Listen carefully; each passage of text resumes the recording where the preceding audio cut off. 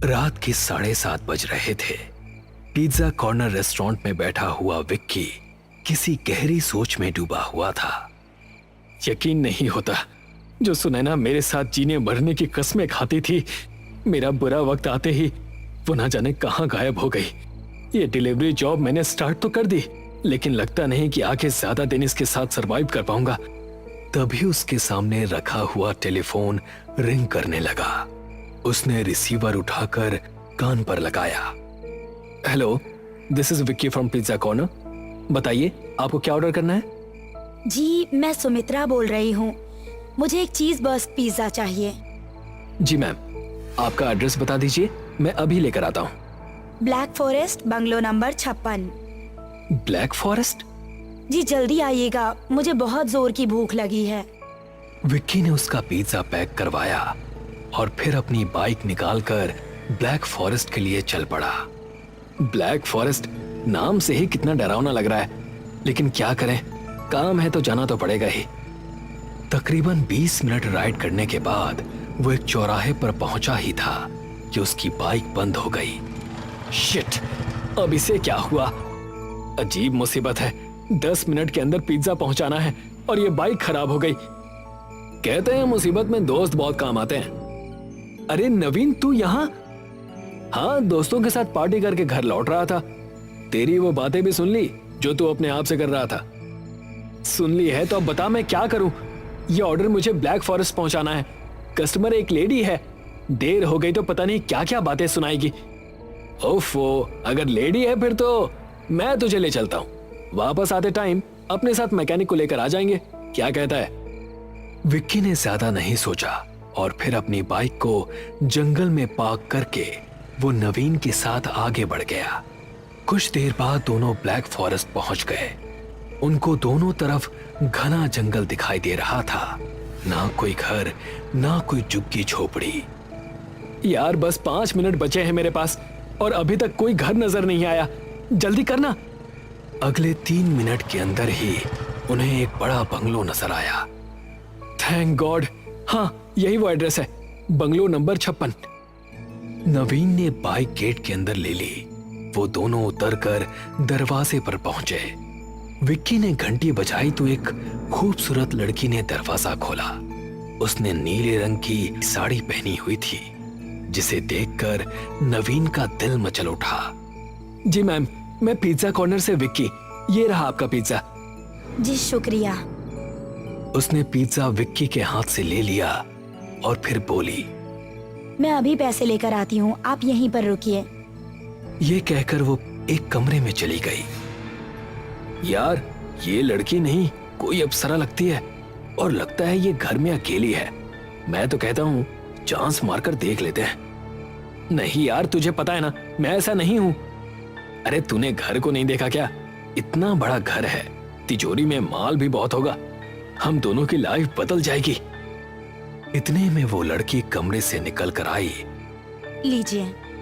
विक्की ने पैसे लिए और फिर दोनों वहां से चल दिए। अबे तू बात को समझता क्यों नहीं है यार? मुझे कुछ नहीं समझना, तू बकवास कर रहा है। तभी विक्की के मोबाइल पर सुनैना का मैसेज आया। अगर 3 दिन के अंदर तुमने अपना घर नहीं लिया और अच्छी जॉब नहीं पकड़ी तो मुझे भूल जाना। पापा मेरी शादी उनके दोस्त के बेटे से तय कर रहे हैं। ये मैसेज पढ़कर विक्की की टेंशन और बढ़ गई। अब 3 दिन में भला कैसे अमीर बन सकता हूं मैं? अबे 3 दिन नहीं, सिर्फ एक रात में। बता क्या प्लान है तेरा? ये हुई ना बात। अब सुन, मैं उस लड़की के कमरे में जाकर उसे संभालूंगा और इतने में तू तिजोरी से सारा पैसा और जेवर निकाल लेना। उसके बाद उसकी आंखें फोड़कर उसे अंधा करके यहां से निकल जाएंगे, जिससे वो पुलिस की मदद भी ना ले सके। कुछ देर बाद वो दोनों घर के अंदर घुस गए। देख, वो लड़की अब भी कमरे में है, मैं वहां जाता हूं और तू तिजोरी खाली कर। नवीन आंखों में वासना लिए हुए उस लड़की के कमरे में चला गया। विक्की अलमारी के पास जाकर उसे खोलने की कोशिश करने लगा। वो आराम से खुल गई। कमाल है, अलमारी में लॉक भी नहीं लगा रखा। उसने देखा कि तिजोरी में बहुत सारे पैसे और सोना रखा है। तो उसकी आंखें चौधिया गईं। अरे, आप मेरे घर में कैसे आए और यहाँ मेरे कमरे में क्या कर रहे हैं? देखो, शोर मचाने की जरूरत नहीं है। मैं तो बस यहाँ तुम्हारी तन्हाई दूर करने आया हूँ। देखिए, यहाँ से चले जाइए वरना मैं पुलिस को बुला लूंगी। उसे डरता देख नवीन की हिम्मत बढ़ गई। वो उस पर झपटने वाला था कि तभी वो एक दरवाजे के अंदर भाग गई। ये दरवाजा उसी कमरे में था। नवीन भी तेजी से उसके पीछे उस दरवाजे के अंदर दाखिल हुआ तो वहां एक और बड़ा सा कमरा था। तुम आज मुझसे नहीं बच सकती जान। कमरे के अंदर जाते ही नवीन की आंखें फटी की फटी रह गई। उसने देखा कि जमीन पर 4 आदमियों की लाशें पड़ी हैं। सभी ने पिज्जा कॉर्नर की टी-शर्ट पहनी हुई थी और वो लाशें इतनी पुरानी थी कि उन पर कीड़े रेंग रहे थे। ये क्या है? इतनी सारी लाशें? तभी उसे एक शैतानी हंसी सुनाई दी। उसने पलट कर देखा तो दरवाजे पर खड़ी सुमित्रा बहुत ही अजीब तरह से हंस रही थी और उसने अपने पीछे हाथ में कुछ छिपाया हुआ था। ये सब वही है जो तुम दोनों से पहले मेरा ऑर्डर लेकर आए थे। ये सुनकर नवीन का दिल दहल गया। तुम मुझे डरा नहीं सकती। मैं एक लड़का हूं, तुम्हें आसानी से मार सकता हूं मैं। तभी सुमित्रा के चेहरे पर गुस्सा छलक आया। उसकी आंखें लाल लाल चमक उठी और उसके नाखून लंबे हो गए। ये देखकर नवीन खौफ से चीख उठा। आ जाओ ना जान, मेरी तन्हाई दूर कर दो ना। नहीं। नवीन खुद को छुड़ाना चाहता था लेकिन उसकी पकड़ मजबूत थी। सुमित्रा ने अब अपने हाथ में पकड़ा हुआ चाकू ऊपर उठाया और नवीन के कंधे पर गाड़ दिया। नवीन के चीखने की आवाज जैसे ही विक्की के कानों में गई तो वो चौंक पड़ा। वो अब तेजी से उस कमरे की तरफ भागा। कमरे में पहुंचकर उसे भी वही दरवाजा नजर आया। कमरे के अंदर एक और कमरा। वो तेजी से अब उस कमरे के अंदर घुस गया। कमरे में कदम रखते ही उसका पैर फिसला और वो जमीन पर गिर गया। तब उसने अपनी जिंदगी का सबसे खौफनाक दृश्य देखा। कमरे में 5 लाशें पड़ी थी जिनमें एक लाश नवीन की थी। सुमित्रा चुड़ैल के अवतार में नवीन के सिरहाने बैठी थी। उसने नवीन की एक आंख निकालकर जमीन पर फेंक दी। विक्की की सांस फूल गई और पूरे जिस्म में करंट सा दौड़ गया।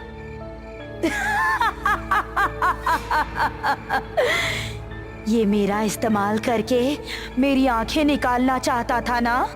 अब देखो, मैंने इसी की आंखें निकाल ली। विक्की की सांसें तेज तेज चल रही थी।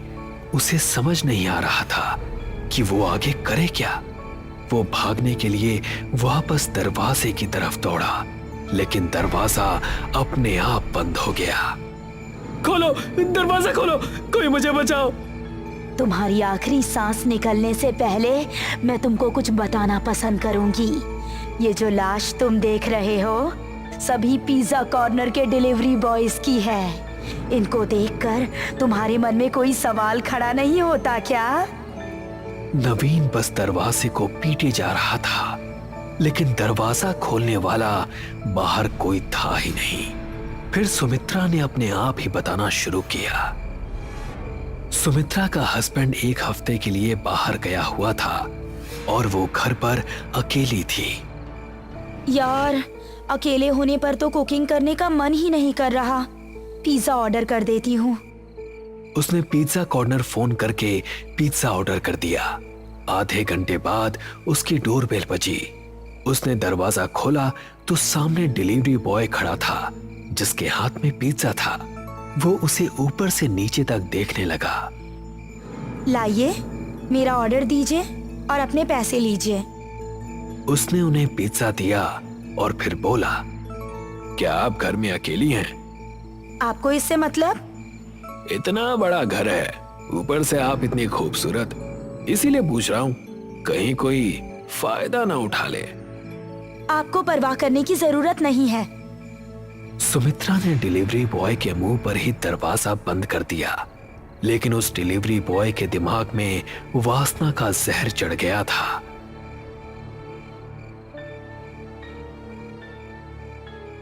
रात के 12 बजे हाथ में कुल्हाड़ी लिए वो वापस आया और कुल्हाड़ी से दरवाजा तोड़ने लगा। कौन है? सुमित्रा भागकर दरवाजे पर गई तो दरवाजा टूटना शुरू हो गया था। ये देखकर वो डर गई। Stop, stop it, please. कौन है? तभी एक जोरदार हमले ने दरवाजा तोड़ दिया और वही डिलीवरी बॉय अंदर आया।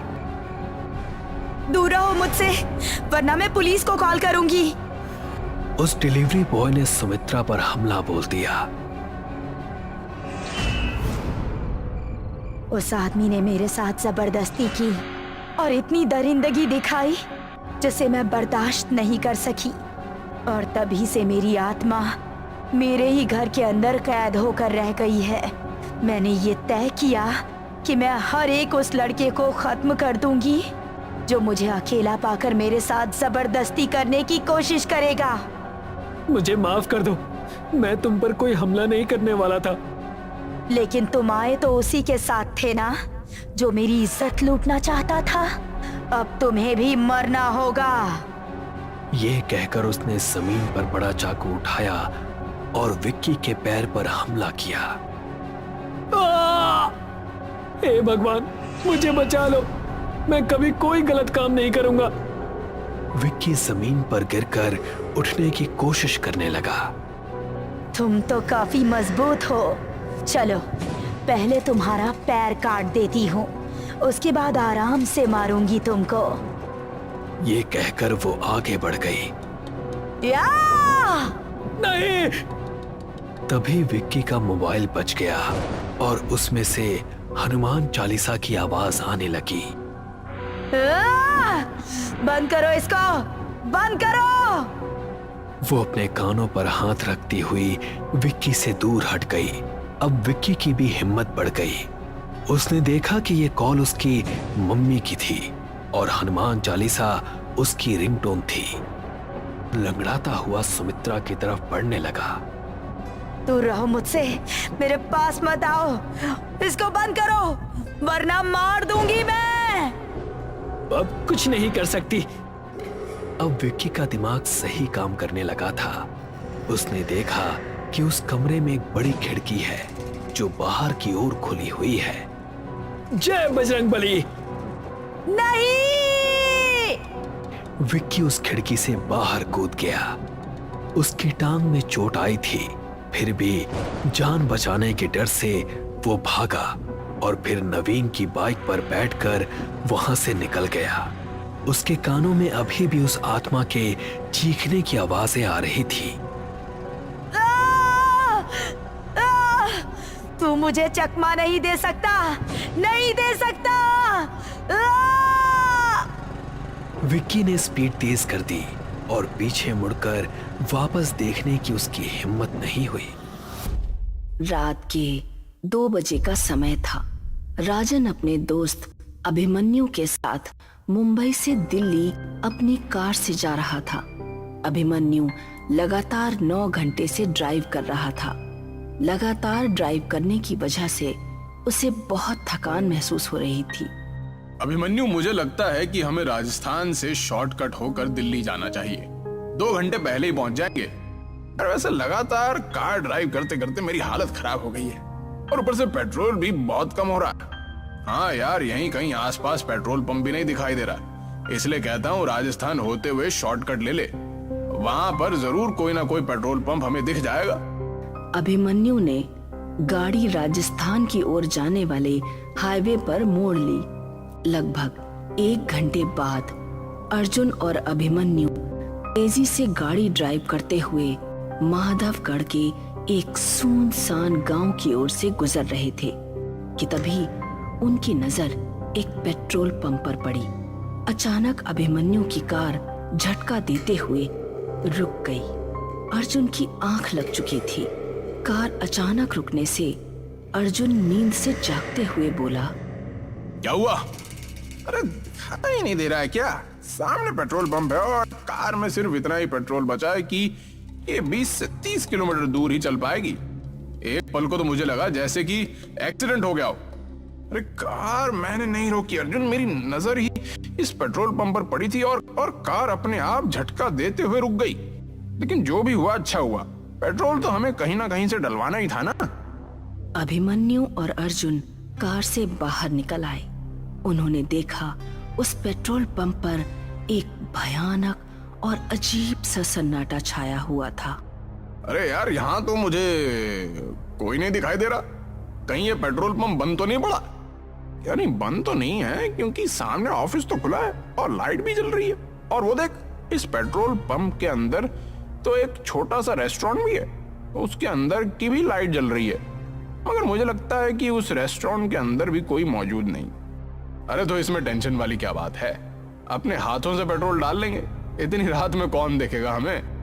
क्या पेट्रोल पंप के कर्मचारी ने हमें देख लिया तो वो हमें चोर समझेंगे?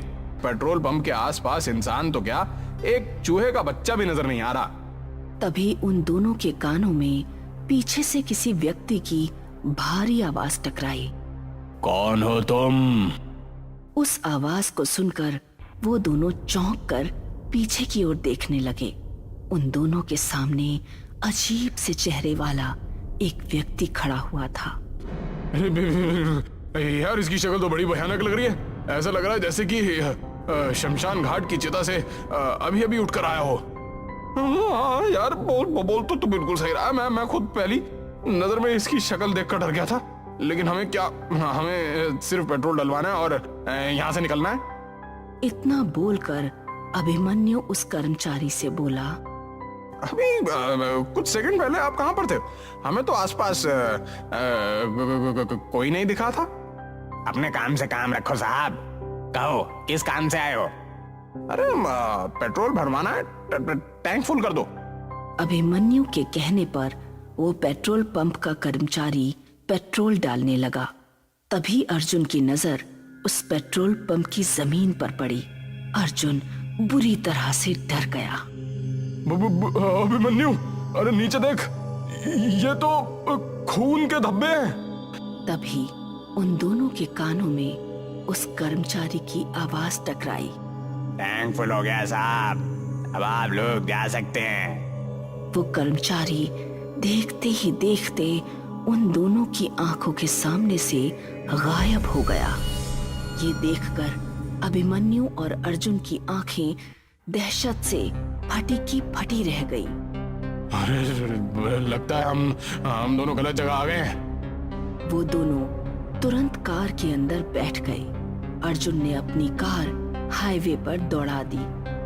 अभिमन्यु को कार ड्राइव करते हुए 1 घंटे से ज्यादा हो गया था, मगर रास्ता था जो खत्म होने का नाम भी नहीं ले रहा था। तभी अचानक अर्जुन की नजर एक और पेट्रोल पंप पर गई। यार, ये पेट्रोल पंप हमें कुछ जाना पहचाना नहीं लग रहा। जरा गाड़ी रोक। अबे पागल हो गया क्या है? हमें यहाँ से निकलना है। देखा नहीं तूने कि किस तरह से वो पेट्रोल पंप वाला देखते ही देखते हमारी आंखों के सामने गायब हो गया था? अरे मेरी बात को समझने की कोशिश क्यों नहीं कर रहा? 1 सेकंड के लिए गाड़ी रोक के तो देख। अर्जुन की बात सुनकर अभिमन्यु ने अपनी कार रोक दी। वो वही पेट्रोल पंप था जिस पेट्रोल पंप से वो लोग भागे थे। आंखें फाड़े उस पेट्रोल पंप को देखे जा रहे थे कि तभी उनके कानों में उसी कर्मचारी की आवाज टकराई। अरे तुम मुझे पेट्रोल के पैसे नहीं देकर गए थे साहब। उन दोनों ने जैसे ही खिड़की के सामने देखा तो वही कर्मचारी अपनी भयानक शक्ल लिए हुए उन दोनों को देख रहा था। कुछ ही पलों में अर्जुन और अभिमन्यु की चीख सन्नाटे को चीर गई। इस घटना के 3 महीने बाद शाम के 5 बजे एक कार तेजी से माधवगढ़ के हाईवे पर दौड़ रही थी। कार के अंदर 3 लोग सवार थे, करण, नंदिनी और विजय। वो तीनों पुलिस वाले थे जो 3 महीने पहले लापता हुए अर्जुन और अभिमन्यु की जांच कर रहे थे। कार विजय ड्राइव कर रहा था और विजय को ड्राइव करते हुए काफी देर हो गई थी। यार, पीछे हम पिछले 6 घंटे से इस हाईवे पर अपनी कार को दौड़ा रहे हैं, मगर यहाँ तो सन्नाटे और वीराने के अलावा कुछ भी नहीं है। अरे मेरी भी कुछ समझ नहीं आ रही है, आखिर ये अर्जुन और अभिमन्यु रात के इस वक्त इस सुनसान इलाके में कर क्या रहे थे? उनके मोबाइल की आखिरी लोकेशन इसी जगह के आसपास की है यार। नंदिनी, जो कि कार के पीछे वाले सीट पर नींद की झपकी ले रही थी, अचानक से बोली, पता नहीं वो लोग जिंदा हैं भी या नहीं। अरे कमोन नंदिनी, ऐसे नहीं बोलते। अभिमन्यु और अर्जुन जैसे भी थे, वो हमारे दोस्त थे। हाँ, 1 नंबर के रिश्वतखोर। अरे लोग मुझे आकर शिकायत करते थे उनके बारे में। तो तुम क्या चाहती हो? अगर वो दोनों रिश्वत लेते थे तो क्या उनकी छानबीन नहीं की जाए कि आखिर वो कहाँ लापता हो गए? या विजय ठीक कह रहा है नंदिनी। डिपार्टमेंट में हर दूसरा आदमी रिश्वत लेता है और हर कोई तुम्हारे जैसा ईमानदार नहीं होता। तभी कार बुरी तरह से झटका देती हुई अचानक रुक गई। विजय को ऐसा महसूस हुआ जैसे कि कार किसी अदृश्य वाहन या किसी दीवार से टकराई हो। विजय का शरीर पसीने से नहा उठा। करण और नंदिनी भी बुरी तरह से घबरा गए। क्या हुआ? कार किससे टकराई? नहीं नंदिनी, कार अचानक झटका देते हुए रुक गई। तभी करण की नजर एक पेट्रोल पंप पर पड़ी। यार वो देखो, सामने पेट्रोल पंप है। क्यों ना हम उस पेट्रोल पंप पर जाकर पूछताछ करें? करण सही कह रहा है विजय। कार पेट्रोल पंप के ठीक सामने रुकी थी। विजय, करण और नंदिनी कार से उतर गए और उस पेट्रोल पंप के अंदर चले गए। पेट्रोल पंप पर कुछ लोग मौजूद थे। वो तीनों पेट्रोल पंप के अंदर बने हुए एक रेस्टोरेंट के अंदर घुस गए। रेस्टोरेंट के अंदर कुर्सियां मौजूद ना होकर चारपाइयां मौजूद थीं, जहां पर कुछ गांव के लोग बैठे हुए भोजन कर रहे थे कि तभी विजय नंदिनी से बोला, मैं अभी आता हूँ। मैं भी तेरे साथ चलता हूँ यार, थोड़ा हाथ मुंह भी धो लूंगा। नंदिनी वहां पर अकेली थी और वहां मौजूद लोगों को देख रही थी। नंदिनी एक पुलिस वाली थी। तभी नंदिनी के सामने एक अजीब सा दिखने वाला व्यक्ति आकर खड़ा हो गया। खाने में क्या लेंगे आप? फिलहाल तो मुझे 1 कप चाय की जरूरत है। 1 कप चाय ले आओ। कुछ देर बाद वो लड़का नंदिनी को चाय देकर चला गया। उसने देखा कि कप के अंदर किसी इंसान की कटी हुई उंगली थी। नंदिनी चीखती हुई उस रेस्टोरेंट से निकलकर भागने लगी। अरे क्या हुआ नंदिनी, तुम इतनी घबराई हुई क्यों हो? और ये तुम्हारे माथे पे पसीना के साथ?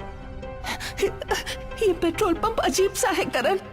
इतना कहकर नंदिनी एक ही सांस में सारी घटना उन दोनों को बताने लगी। नंदिनी की बात सुनकर वो दोनों नंदिनी को बहुत गौर से देखने लगे। अरे लगता है तुम्हारे ऊपर थकान हावी हो गई है। करण और विजय ने जब अंदर जाकर देखा, तभी रेस्टोरेंट के अंदर मौजूद लोग एक साथ भयानक हो गए। देखते जाओ, अपनी जान बचाकर भागो यहाँ से। करण और नंदिनी फुर्ती से वहां से निकल गए, मगर विजय नहीं निकल सका। विजय की दर्दनाक चीख सन्नाटे को चीर गई। हमें जल्दी से अपनी कार में बैठना होगा। अरे कार में कैसे बैठेंगे नंदिनी? कार कहीं आसपास नजर ही नहीं आ रही है। क्या मतलब नजर नहीं आ रही है? यही तो खड़ी थी, कहाँ गई?